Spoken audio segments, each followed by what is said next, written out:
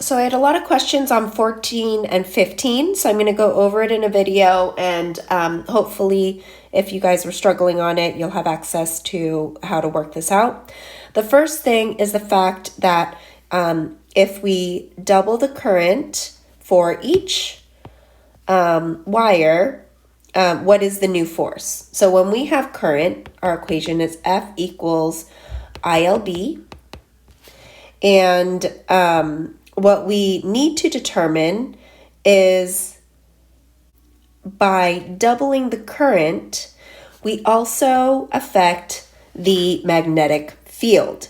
So what you really have to think about is the magnetic field for we can consider it an infinitely long wire, and then plug that equation in to see how it affects the force.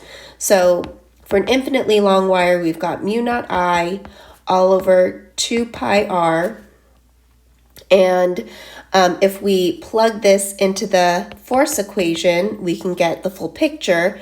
We've got mu naught I squared L over 2 pi r. Now it says the new force between the wires if the magnitude of each current is doubled. So I'm doubling this I and I'm doubling this I, and I had a student ask, well, if I double I and then square it, do I have to do that twice? Well, the thing about a magnetic force, let me erase that, is that the attractive force, let's call this 1 and 2, the attractive force of 2 on 1 is going to be equal and opposite to the force of 1 on 2. And they are not forces acting on the same object. They are totally separate force body diagrams. And so you don't want to add the fact that both of these currents are increasing. You just need to focus on the fact that one of them is increasing. That will therefore increase the force of one guy, and know that the other guy has to be equal and opposite to that. So for this type of problem, we're going to get double the current, which you can see right off the bat is going to quadruple the original magnetic field. And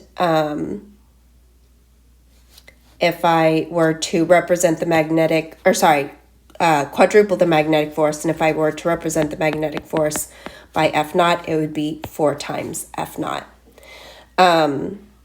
The second one is asking what's the new force when the distance between the wires is doubled. You're going to take the same equation, double the R, you're going to see that it decreases F naught by 2. So this is a good kind of equation or something to understand, where you have to substitute the magnetic field and realize that there are 2 currents, and the R is relevant in the magnetic field equation derived by Biot-Savart, or Ampere's law as well.